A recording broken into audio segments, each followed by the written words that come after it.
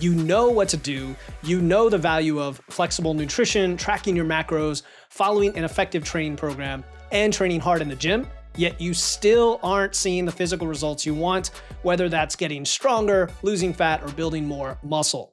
If you're starting to wonder if maybe you're missing something, even if your nutrition and training plan look perfect on paper, what I'm about to share might challenge everything you believe about effort and results. Today, I'm sitting down with someone who's not only transformed his own physique, but has published over 1,900 podcast episodes about reaching the next level and been featured on nearly 3,000 shows to uncover why even the best evidence-based training and nutrition approach can fail without the right mindset and execution. You'll discover why level 5 effort will never get you level 10 results, how to honestly assess if you're really putting in the work, and the framework for finally matching your effort to your goals.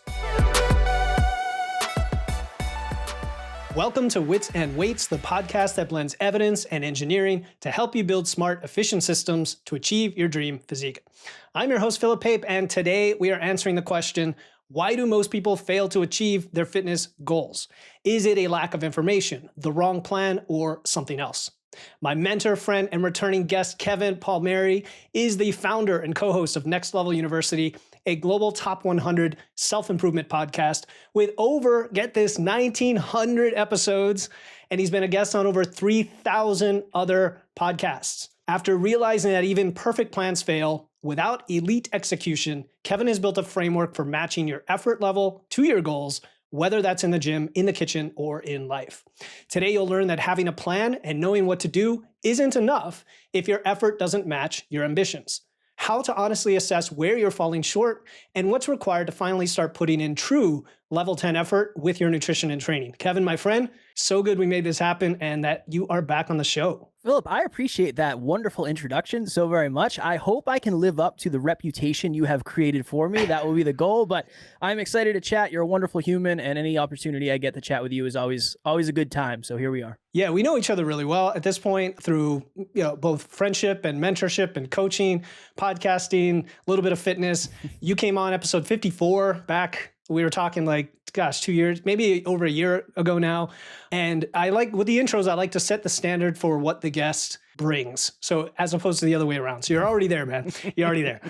All right. So I appreciate it. You're already there. Now, besides being such a great guy, I wanted you on so that we could talk about wanting level 10 results, but not being able to prioritize putting in the effort to get there. Not so much a judgment on people like not working hard enough, not enough willpower, but just the realities of life and balance and all of these things. So you host a podcast that has the phrase next level in it. And I think it's appropriate, but none of us are perfect. None of us are all at that level 10 or where we might want to be.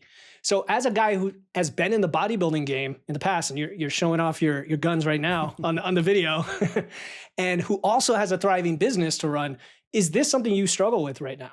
This whole thing started. Let's just cut to the chase. Let's just cut to the chase. Philip and I have a wonderful WhatsApp dialogue going on. He reached out to me one day and said, hey, can I ask you a question? And I said, yeah, of course. And he said, as a business owner and somebody into self-improvement and what you do, what is your biggest struggle when it comes to fitness? And I said, honestly, the biggest struggle is understanding that I want 10 out of 10 level results, but I can't really put in level 10 effort. When I was bodybuilding, I was waking up and doing an hour of cardio, going home, eating, working out for an hour. All my life was essentially make food, eat food, work out, rest. And I was in really, really good shape and I won on stage and that's awesome, but that's not necessarily sustainable for where I am today. So I feel like I'm struggling with it less than I ever have, but I've also drastically adjusted my expectations for myself. And I've also drastically adjusted the perception of myself. And that's, I think, I'm not saying lower standards. I'm saying create more accurate understanding of standards based on circumstances, essentially. Yeah, that makes sense. There's realistic expectations come to mind. But like you said, without lowering the standards, it makes me think of a conversation I had with a friend about, is there such a thing as good enough, whether it's in fitness or any other pursuit? Like if someone generally just wants to be healthy and look decent, not get on stage like you did, what is that effort level required and are they even achieving that? So I think we want to kind of hit on both sides of the equation for folks that are just struggling to do anything maybe and want to make progress, sort of beginners, if you will. And then those who are really busy. They know what to do. They have the information. They listen to this podcast. They know all about protein and everything else. And they're like, something's not quite clicking. So where do we take it from there, Kevin? I would say if you're somebody who doesn't feel like you're doing anything and you're struggling, the one word that matters more than anything, in my opinion, is sustainability. Nothing really matters if what you're doing isn't sustainable. The best diet regimen, the best exercise regimen just doesn't matter if it's not sustainable. You can start with really good intentions and you can start with high levels of motivation, but if it's not sustainable, you won't continue it. So sustainability for me is always the most important thing. I'll be very, very honest. We grew our business a ton last year. I also was out of the gym more than I had been in the last 5 years, probably. When I was working my way back in, I went to a smaller gym that had less bodybuilders in it because for me, it was more sustainable for me to go make my mistakes and look like a weakling there. Again, my standards, my words for me, than it was at the home gym that I go to all the time. I wasn't prepared for that level of feedback yet. I just wasn't. I was essentially feeling like I was starting from zero. So sustainability is wildly important. And I think it's also the least sexy thing in the world. And that's why not a lot of people talk about it. A lot of people say, well, go exercise for 2 hours, take massive action, all that stuff. It works for some humans, but not for everyone. And then I would say on the other end, if you feel like you know all the stuff and you listen to this podcast and you have resources and you're not doing it, I think it's a real challenging conversation of core beliefs and core values and core aspirations. Would you rather go to the gym after work or would you rather be home with your family? That is a real honest conversation that I think is important to have because I don't think you can really balance everything. I think that's made up. I don't think it's real. I think what you're doing is juggling everything. So right now, I'm here with Philip. I'm not spending time with my wife and I'm not making any money, right? So right now I'm doing this. The other areas of my life are technically falling slowly, but if I'm juggling 3 things, 2 of those balls are not getting caught right now. And I think of that from a fitness perspective too, for very busy human beings. All right. So there's a lot of really good things I want to pull on some threads. So Let's do it. What you ended with balance not being a thing, I totally agree with. I've used the word integration or whatever it is. We joke that you're on this show today and you've got like back-to-back calendar and all this stuff's not going to happen because of that. And like you said, you have to evaluate, should I do this or should I do this? Now, it's not always binary, right? Like sometimes that's an excuse where we're saying we're forcing ourselves into a binary decision when it's not really, but I get it. So you also mentioned sustainability, which, it's a buzzword that becomes this unsexy thing like sleep. You know, when I put out an episode on sleep, I'm like, this is going to solve everybody's like recovery and training needs. And nobody listens to it because it's sleep. It says sleep, you know, you got to say something like, do this one thing for like massive gains. All right. So let's talk about practical things. You said you went to a different environment, the smaller gym, fewer bodybuilders. Yep. Actually reminded me of a meme I saw. I don't know if you saw this, Arnold Schwarzenegger. And it says like, if you're going to wear gloves to the gym, you might as well take your purse with you or something like that. It's, but anyway, it reminded me of a discussion I just had with the founder of Boost Camp. He's on probably the episode before or after this one. I don't know. He said that they looked at data of lifters and their drop-off rates, and they found that 3 days a week had a much smaller drop-off rate than 4. And it's a great way to look at adherence and sustainability from a practical perspective is if you're trying to do that 4-day-a-week program and you just can only get in 3 days, you're going to feel so frustrated. But if you do a 2-day-a-week program, it should be easy. Yeah. So let's talk about those standards then. For somebody trying to just get fit, and again, you have a background in lifting, let's target the folks that are in their 40s or 50s. They have a family, they have a business or a job, kind of like you, but they need to go through that effort. That's probably a higher level effort than you right now because you're maintaining, I think, and they want to grow. Hopefully. Well, right, because certain things get detrained. I get it. Just like you not being with your family right now is getting detrained. Where do they start? And then we can talk about how you're not putting enough effort. We'll go from there. That's the hard thing is you start by not putting enough effort in. Like that's really the weird thing about all this. And I've been saying this so often on podcasts. There is no one size fits all. I think most blanket statements are just wrong. Because if it seems to work for everyone, it probably works for no one. If we really think about it, because we're not factoring in the circumstances.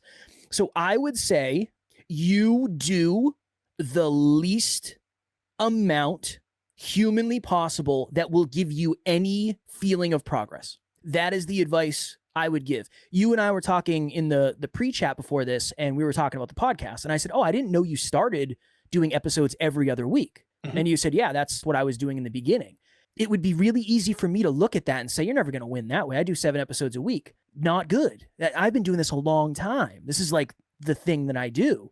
I always tell clients, I want you to do the minimum that you will actually stick with, because it's not about the gains or the results or the weight loss in the first week. That doesn't matter. It's not about that.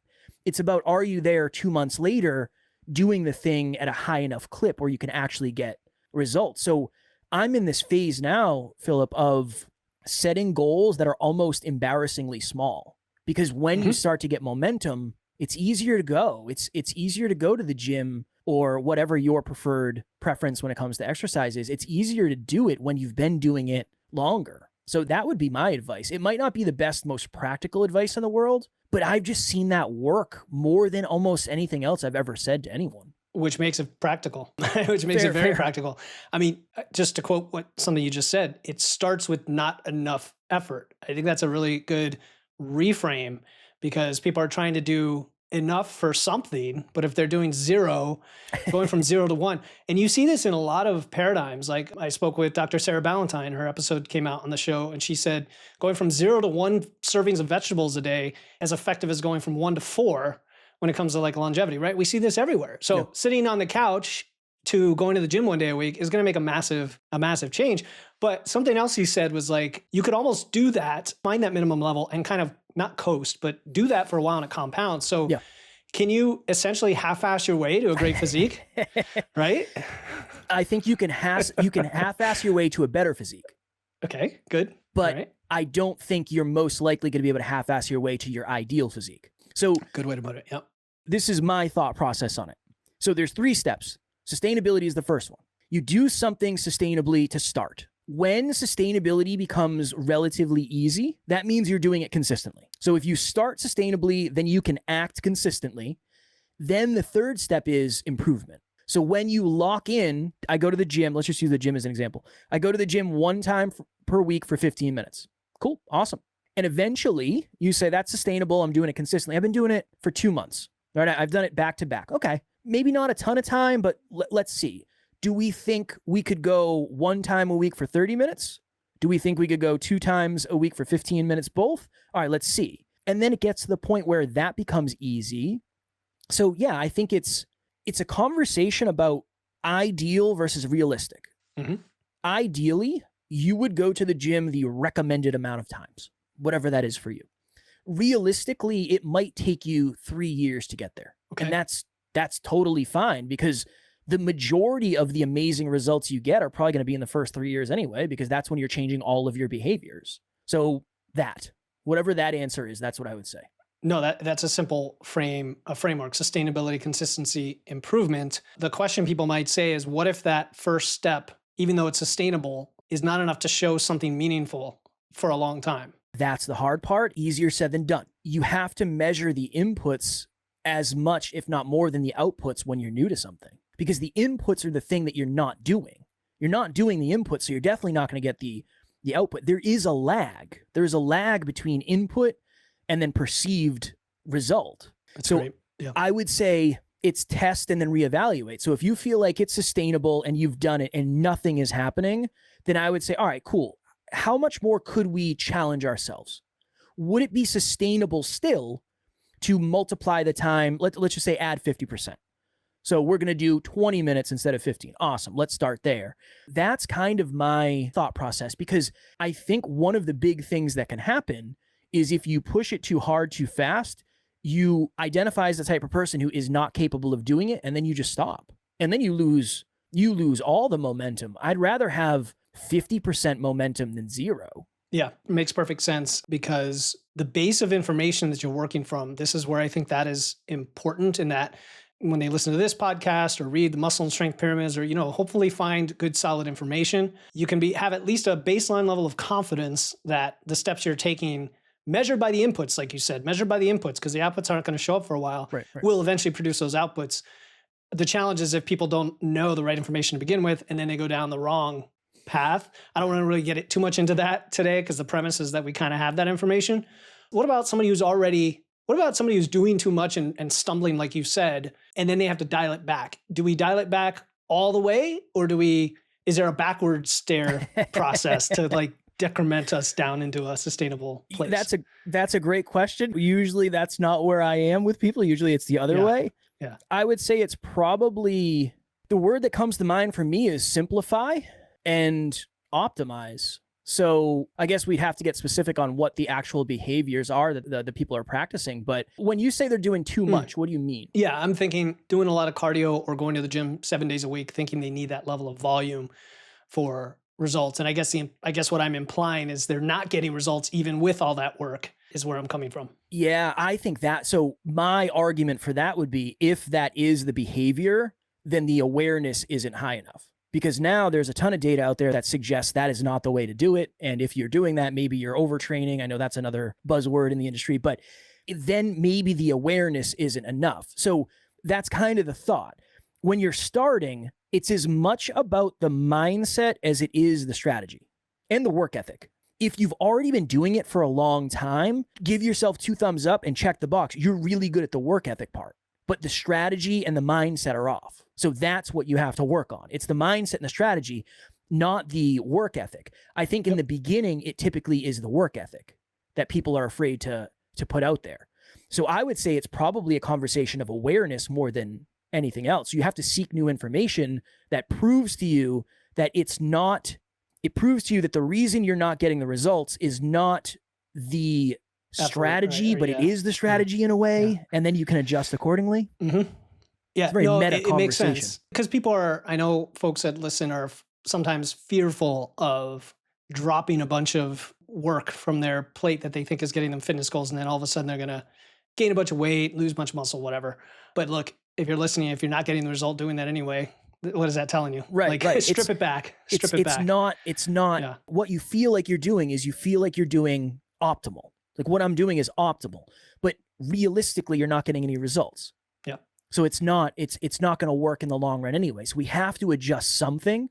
It just also seems like the least logical thing to adjust. It's like, well, why should I do less when more isn't getting me results? Completely understandable. But there are certain times where you're just not in the right, you're out of optimal. It just doesn't feel like it. Yeah. So now once people get through that cycle and they start to build momentum and start to grow and up level themselves, what separates those operating at a level 10, understanding that goalpost can move, right? From those that are kind of stuck at a 5 or 6. They're not at a 0, they're at a 5 or 6. What would you say differentiates those, assuming it's not intentional? You know what I mean? Yeah. Can you reframe for me? Reframe the question? Yeah, please. Oh, okay. Yeah. What distinguishes a level 10 person from a level 5 person? In terms of fitness specifically? Yeah, sure. Fitness. Ooh. I would say, honestly, probably flexibility. I think flexibility is a really big thing that a lot of people don't talk about it, but I would argue that my business partner is probably at a level 10 in terms of inputs, but he is also wildly flexible with what counts as a workout. So for him, walking the dog is something that he checks the box off and he's getting a workout. He started by doing 25 minutes of weight training, 7 days a week. He works out every day. I'm not saying that's what, I don't aspire to that. That's what he aspires to. Mm-hmm. Then when that became sustainable, he did 30. Then it went to 35. Then it went to 40. Then it went to 45. All of it was a moving target based on your own standards paired with flexibility. So I would say that it's way more about your ability to show up than it is the results you get. Because there's a lot of people that are in really good shape that they've just been doing it. I've been doing this so long, I can get away with things that maybe other people can't. Yeah. So I'm not a good example of just do what I do. So I think flexibility is one. I think prioritization is probably two. And then now more than ever, I would say understanding and practicing the basic fundamentals.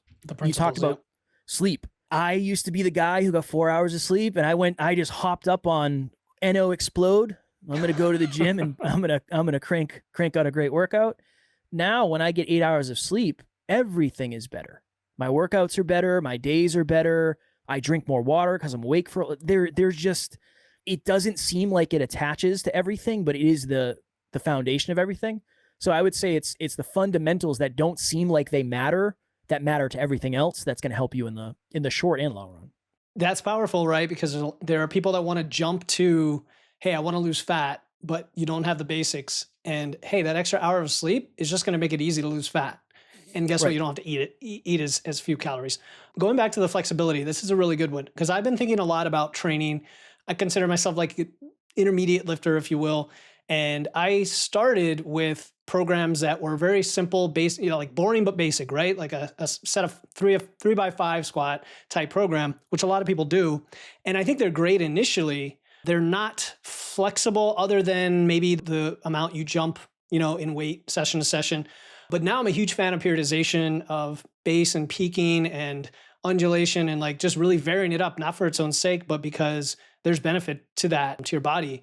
So I think there's a literal flexibility and there's a metaphorical flexibility we're talking about that is hugely important with fitness. So if you're listening, this is for the people that are already at level 5 trying to get to level 10. We already addressed going from 0 to 5. So it's kind of like you're periodizing your leveling, right? Start with the basics, the sustainability, and then move on to these others. Can I add real quick, Philip? Yeah, please. I think this is what I'm trying to get this to land in my own head so I can say it out loud. We had somebody on the podcast early on. Her name's Lori Harder. And she said something that I'll never forget for as long as I'm alive. She said, consistent 70% days are better than spotty 100% days.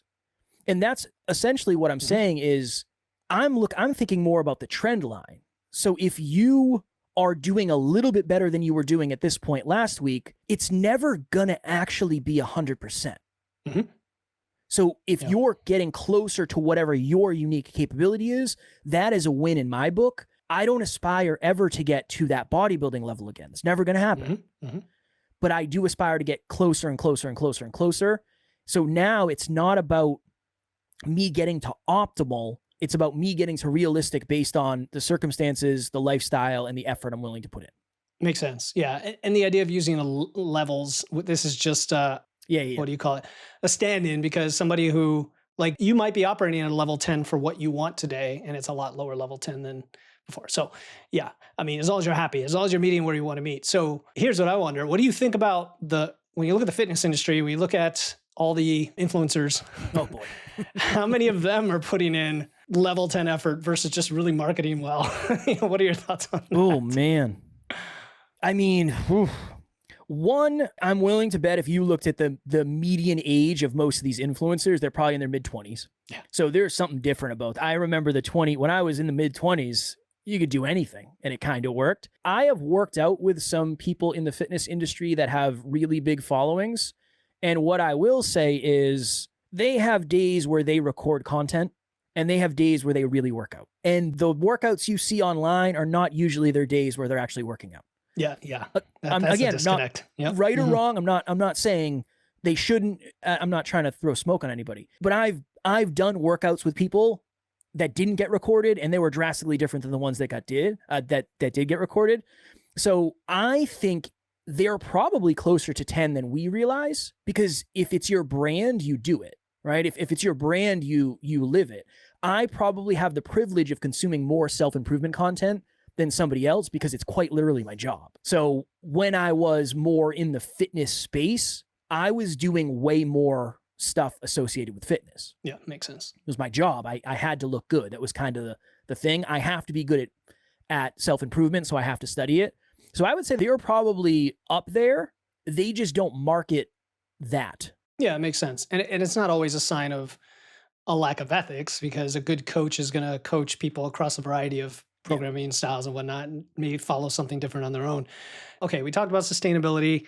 When it comes to sustainability, let's say you get to a level where you're training 4 days a week, you're sleeping a lot, everything else. One of the biggest challenges my clients face all the time is life. Life gets in the way. And that's kind of going back to the prioritization thing, not just on a weekly basis, but randomly, right? Randomly things come up. What do we do? Knowing that chaos is going to happen, what's your approach to being ready for that and having that resilience or flexibility, which you kind of alluded to already? I get it out of the way early, so no matter what happens, it never goes away. It's the first exercise for me. Is the first thing I do. It is the foundation of my. Okay, yeah, first time of the day. Yeah, perfect. Yeah. It's awesome. Unless something is burning down at 6 o'clock in the morning, which it usually isn't, I'm going to do that immediately. I would say it's the flexibility to say, I really wanted to go weight train today, but what I'm going to do is I'm going to go outside and play with the kids for 30 minutes and burn some calories doing that. Or I know, and again, I know it's not one-to-one, but I know I didn't have time to exercise today, but I do know we're going to be mulching this weekend. So I'm going to be lifting a lot of stuff and I'm going to be moving around. It's that. It's not the 1 or 0. Yep. It's maybe we get a half point today because we did something differently than we wouldn't have. That's usually where my mind goes. I think doing it as a pillar of a morning or a night routine is probably the best. But again, easy for the ultimate cat dad to say because I don't have real children, so it's a little bit different. But that's what I would say. I would probably ask you that. I would probably turn the tables on you and say, well, as someone who does have a family and children, what keeps you consistent? Yeah, it's funny. The working out in the morning thing, actually, I've been talking about a lot lately, including with regards to sleep, because it can improve your sleep to work out in the morning. Yeah, I'd like to say just prioritize the 1 or 2 things you have to do, that you are going to do, that is sacrosanct for you in your week. I can't imagine not training when, if I'm not on vacation, I'm going to train. I'm going to find a way to train. But the problem with that is then maybe something else actually gets... burns out. Right. Yeah. So I guess the right answer that I would say is it's going to depend on the person, their schedule, their lifestyle, their, like you said, circumstances, and what works for you. I think it's often an excuse. And so there's reframing involved. But we also have to meet people where they're at. Like if you have a night shift job where you get 5 hours of sleep, I'm not going to be the 20-year-old influencer. It's like, well, you need 8. You just need 8 hours. Find and there's literally no way they're going to do it unless they change their job. And I'm not in here trying to, change economic policy and get you a new job. Yeah. So, right. So you got to work around it. And you know what? You could get by on less sleep if that's what you had to do, but you better eat a lot more food and hardly be dieting. And you better work out maybe 2 or 3 days a week rather than 5 because you need more. You know what I mean? So you have to make all those trade-offs. Yeah. That's the hard thing is there is a trade-off. So maybe you talk to your partner and you say, hey, I know things were a little haywire today. Is there any way I can sneak away for 30 minutes? I want to try to get a quick lift in or whatever it is. I think that's a really big piece of it too, is just having honest conversations with the people around you. If somebody understands how much something means to you, they're going to try to help you find a way to get that need met. Now, that can't always be it. If the kids are throwing up or whatever, some days you're probably going to have to miss it. But I think that's the hard thing is, to your point, sometimes that's going to be the truth. Your circumstances, yes, we can overcome and work through circumstances, but not always. Sometimes circumstances dictate our reality. And I'm never going to be one of those people who says, well, you know what? So you don't have any money or you don't have anywhere to live. It doesn't matter. Go sell this and eventually you'll have a penthouse. Yeah, no, that's not the way I like to talk about it. Some days the circumstances will win. I think we just have to be honest and do our best to try to make sure the circumstances don't win sequentially. Because that's when things get off. So just because today went off the rails, it doesn't mean tomorrow we can't try to have a more aligned, specific, intentional day. You alluded to something really powerful there, and that's communication. And I don't want to let that one go because I don't take this the wrong way. You're a lot like my wife in that you are like an empath in a way. And I've heard you and Alan talk about this on your show, the different personality traits and strengths and whatnot.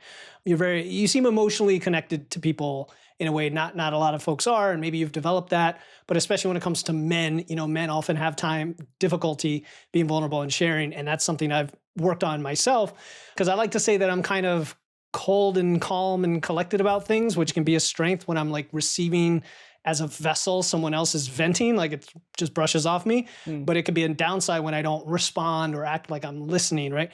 So communication could be the thing you're missing if you're listening to this when everything seems to not be working with that balance. And it could just be someone else is kind of either holding you back intentionally or not. It could be a roommate who's sabotaging your eating patterns by putting candy on the counter or something simple like that. You just have to talk to them. Well, easier said than done, right? It's a skill, but you talk about it all the time on your show because you cover much more than fitness. And I think it's worth people to be aware of that, right? It's not just these strategic things. No, there's really essentially what we're talking about is we're talking about identifying and adjusting resistance. That's all it really is. And environment, and you used that word earlier before I even brought it up, environment does create resistance. And one of the reasons environments create resistance is because of the people in the environment. So the last thing you're going to want to do is, I'll give this as an example. My wife and I have a practice where if something is coming up and there is a conflict, maybe I have a podcast scheduled or I'm supposed to do something, I'll say on a scale of 0 to 10, how important is this to you? If it's a 10, I reschedule whatever I have going on. If it's a 5, we have a conversation. And I say, look, for me, the thing that I'm doing is like a 9.5. Is that okay? She said, yeah, absolutely. That's something you could do with fitness. Oh, I know, babe, I know we're supposed to have date night tonight. Is there any way that we can do it 40 minutes later so I can get a quick workout in? That's a completely different day. So flexibility not only falls on you, it also falls on the people around you if they're willing to partake in the things that you value. But that's why I go back to the core values and the core beliefs. Core value for me is fitness. It is a core freaking value. I love it. A core belief for me is I am a better man when I'm in better shape. I'm more fulfilled. I have more self-trust. I just am. I have more to give. I have more to pour from. I believe that if I go to the gym, I'll be a better partner. So that's all in my head anytime I'm making the decisions or asking for grace when I need it, which I do often. Yeah, I agree. And as you develop these relationships over time in that way, you start to become kind of a mind reader with some of this stuff. So it's funny you mentioned with your wife. My wife had a flat tire at the vet the other day. Okay. She was with my daughters and I was a half hour away from recording a podcast with a guest who we had rescheduled twice. Is a pretty big name. And going through my head is, what do I do, right? Do I drop everything to fix the flat? Do I tell her just wait for an hour and a half, which, that's not the answer? Or was there a middle ground? And there was a middle ground. She understood. She's like, why don't you just come pick us up, bring us back home? Because it was 10 minutes away, fortunately. We did that, left the car. Later on, she drove me. I fixed the flat. No big deal. But again, you're right. You have to communicate. So that's important. It is. It's very important. Yeah. I want to address kind of the other extreme of this, which is you alluded to your bodybuilding experience in the past and getting on stage. Like, what's the uncomfortable truth that people have to know for something like that? Getting shredded, whatever, even if they don't want to go on stage, but they want this quote unquote extreme level of fitness that most people, they don't want to hear it. They don't want to know it, but they need to know it because you've been through there and they need to reconcile with that so that maybe that's not the goal that they really want. Or maybe it is. It is the only goal. If you want to get there you go. show ready, stage ready, and you want to have a chance at winning. So this is something I always say too. I think one of the most dangerous things in the world is seeing somebody on stage that, and I'm putting this in quotes for those just listening, that doesn't look like they belong on stage, when in reality, they lost 150 pounds to have the confidence to step on stage. Good for you. That's a potentially a different story. But if you're going on stage with the intentions of winning, for me, I traded in everything else. I traded in, my mental health went absolutely down the can. I already had some mental health stuff, so it wasn't just that. My relationship was terrible, and I had a super supportive partner, but I just had nothing to give. I was anxious all the time. I was a control freak because I had to know, when can I get my next meal? Is there a microwave there? People didn't like me very much because we went to weddings and I brought my meals. People don't like that when you don't eat the $200 meal that they paid for, understandably so. Yes. I just think, unfortunately, and maybe not everybody, but unfortunately, I think it turns you into a relatively selfish human being because not only are you not getting almost any of your dietary needs met, but you're quite literally putting your body into a state of flee. Like your body needs more than you're giving Survival, it all the time. Yeah, your body's just trying to survive. So you're probably not going to be the best partner and all that. I've met some bodybuilders who it almost doesn't even seem to affect. They're just totally normal. But I think they're just cut from a different cloth that maybe I wasn't. So it's that. I think it's more mental than it is physical. The physical part honestly, it wasn't that bad. The mental piece of thinking of, okay, it's 1:48 in 12 minutes I can eat. How many grams of rice do I have? How many grams of egg whites do I have? That is just, it's very, very, very constricting. And I definitely afterwards had a mild eating disorder for a couple months. And I didn't realize it at the time, but my hormones were so messed up. I remember one day I was traveling for work and we went out to get breakfast. And I was like, oh, this is nice. This is probably 2 weeks after my show. And I said, is there any way you can do a banana split? And they're like, it's like 8 o'clock, sir. Like, maybe you can just put them on the pancakes. And they're like, yeah, we can do that for you. And I ate so much, I almost couldn't go to work that day because of how bad it was. So there's a downside of getting to that point. And I would really sit down and get familiar with what you might have to give up. There's a lot of comfort that you have to give up to get to that level of shredded. And honestly, it's not worth it for 99.9% of people. Yeah. Hi, my name is Lisa, and I'd like to give a big shout out to my nutrition coach, Philip. With his coaching, I have lost 17 pounds. He helped me identify the reason that I wanted to lose weight. And it's very simple, longevity. I want to be healthy, active, and independent until the day I die. He introduced me to this wonderful little app called Macro Factor. I got that part of my nutrition figured out. Along with that is the movement part of nutrition. There's a plan to it, and he really helped me with that. The other thing he helped me with was knowing that I need to get a lot of steps in. So the more steps you have, the higher your expenditure is, and the easier it is to lose weight. When it's presented to you like he presents it, it makes even more sense. And the other thing that he had was a hunger guide, and that really helped me. So thank you, Philip.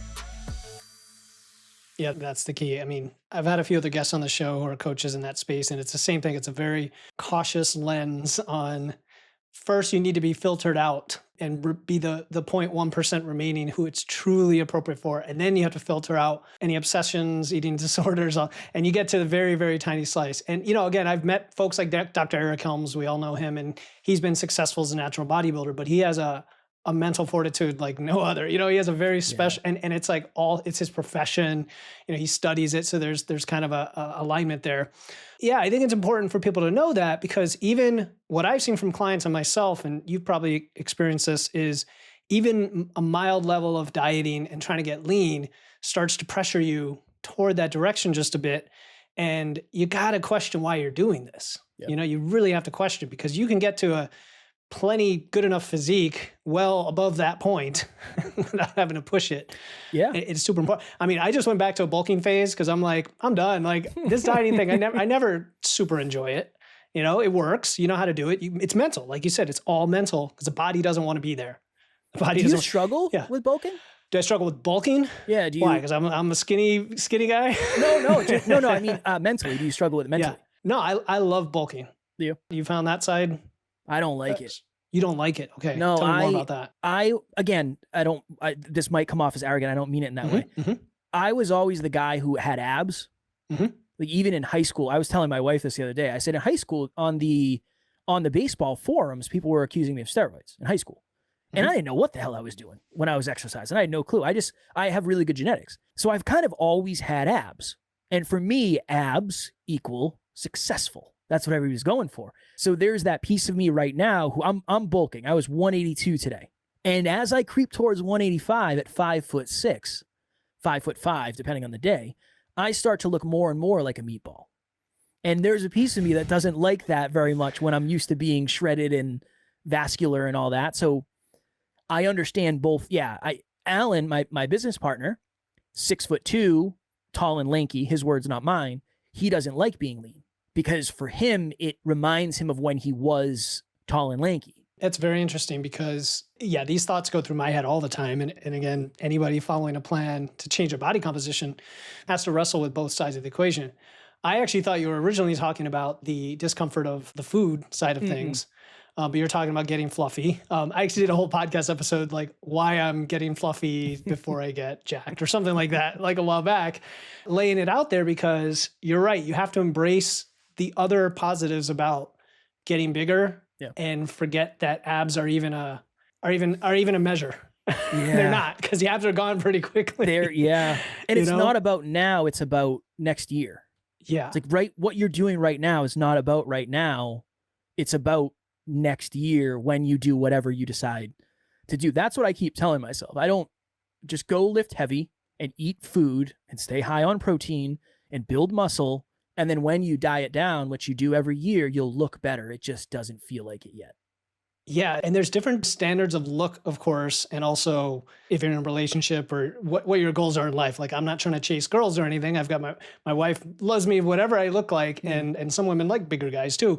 But, two more thoughts come to mind on that. One is when you look at bigger guys like powerlifters, I'll say modern day powerlifters, not classic powerlifters who really packed on the weight. There's this thought that if you can really pack on that muscle and train at that level for a long time and not even worry about cutting, you can vastly change your body composition and just be this bigger, leaner guy and then cut down to a much higher weight and have abs, right? But you're the big, stocky, bulky with muscle type of guy.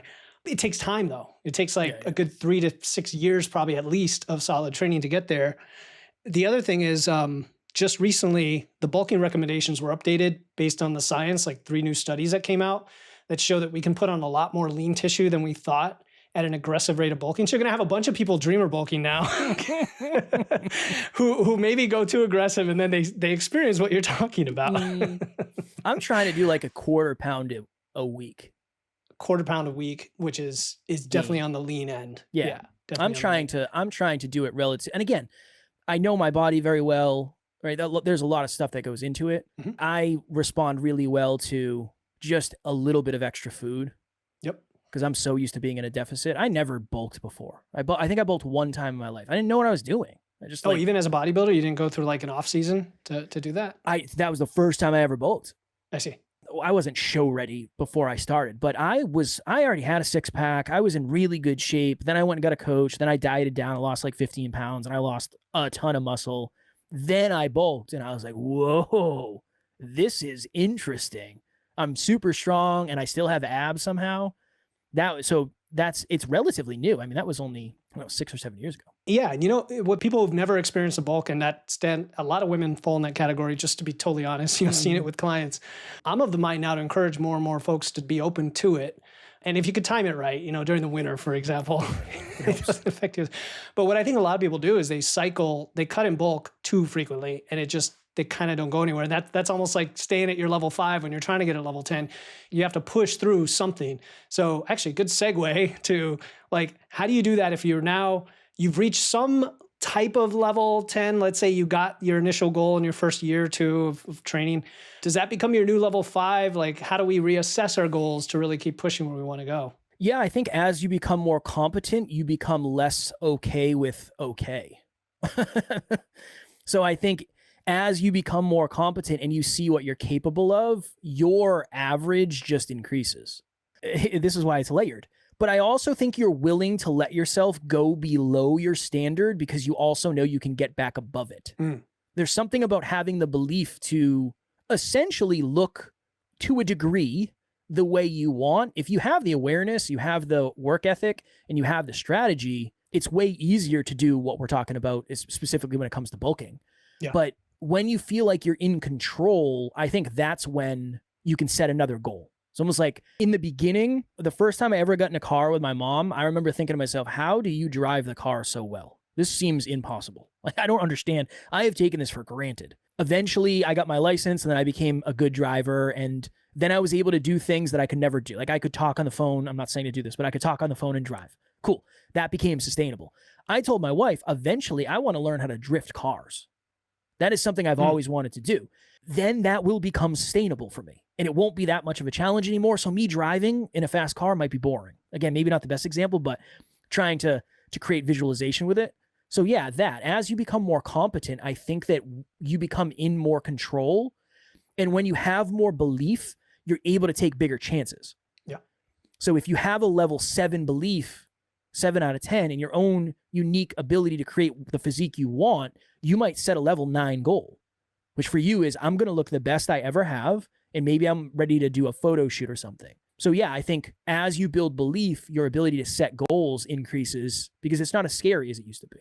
That's huge. That's huge. And you can build that belief even with a fairly sustainable level of maintenance. And where I'm going with that is when somebody learns that they can control their body composition, even if they don't lose or gain, even that's powerful because so many people feel like they have no control at all, right? Like I'm going to gain weight constantly because age and everything else.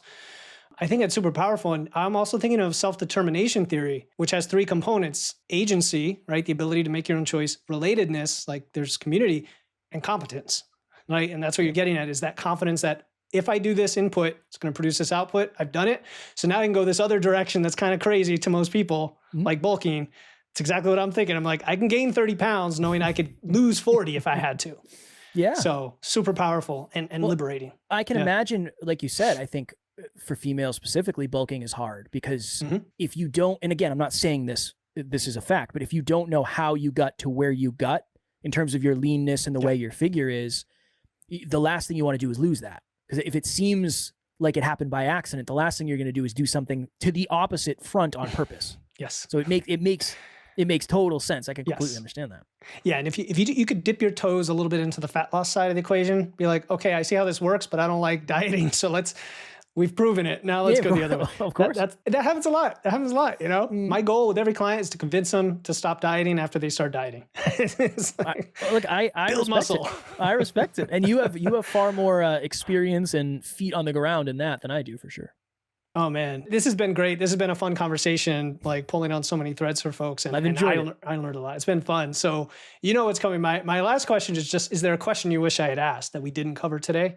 And if so, what would your answer be? I would say, what is the honest truth about consistency that you're afraid to share, but you think would be valuable?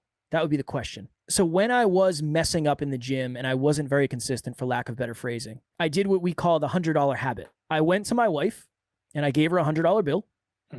And I said, if I don't go to the gym for 7 days in a row, I want you to rip this up in front of me. And she said, there's no way I'm going to do that. And I said, it's already done in my head. The pain of me seeing you rip up $100 in front of me is far greater than the pain of me going to the gym for the next 7 days. It worked so well. If I just had, it's a commitment device. That's what it's called. It's called a commitment device. If I always had a commitment device, I would never miss. I think we're afraid to put ourselves under that pressure, though. And I'm not saying you should necessarily, but the reason when you're doing a bodybuilding show you don't miss is because you know you're getting on stage in your undies. And you're either going to suffer now or you're going to get on stage and say, darn, I really wish this went differently. So creating some level of necessity and some level of pressure could be positive. Just make sure you're doing it in the right amount based on where you are. I knew I could go to the gym 7 times. It's 6 minutes away. I make my own schedule. Get your S together, Kev. For you, it might be 3 times. It might be 1 time. It might be, if I don't pull my workout clothes out of the basement like I've been saying I'm going to do, we don't get to go on date night this week. Something like that, right? Yeah. Or if I don't get my running shoes out, I'm going to have to donate to a cause I don't believe in. That's one that works really, really, really well. So yeah, something like that is usually pretty beneficial. That's a recurring theme, actually, that I've heard from experts who talk about motivation being driven by more commitment than anything else, some sort of commitment. And I was just thinking, like, this bulking phase I'm going through, I really want to put together a whole story and videos and show that I got from here to there and pushed all my lifts up. And it's kind of a commitment to, I've got to stick with this crazy volume on my legs that is killing me to get there. Okay. Because I know. So anyway, if you're listening, like, take what Kevin's saying and come up with a commitment device. It could be a date on the calendar that something's happening. And there's no judgment, right? I mean, it could be going to the beach and wanting to look good on the beach. It could be a wedding, photo shoot, or like you said, any day-to-day, week-to-week commitment device. So good one, man. It's a good one. I appreciate it very much. I appreciate it very much. All right, man. So it's been a lot of fun. As always, I want people to be able to find you the best place. I know you're all over the place. I'll give them your private cell phone and they can call you in the middle of the night. But give in me a reality, where do you want them to reach out to? I just give out my email. My email is kevin@nextleveluniverse.com. If you have questions about anything, feel free to reach out. Anything I can do to add value, I don't know what specifically it would be because Philip's the fitness engineer for sure. But talk about podcasting or mindset or habits, whatever. I'm happy. I'm always a message away. I'd love to chat. Kevin's modest. He undersells himself, but I'll sell him for you guys. He's a great guy. He's a kind person too, a very good person, and I genuinely mean that. So great to know you. Great to have you on here. I'm so glad we did this. Thanks for coming on. I appreciate you having me. You're wonderful. And anything I can do to add value, I'm always down. Talk soon, buddy.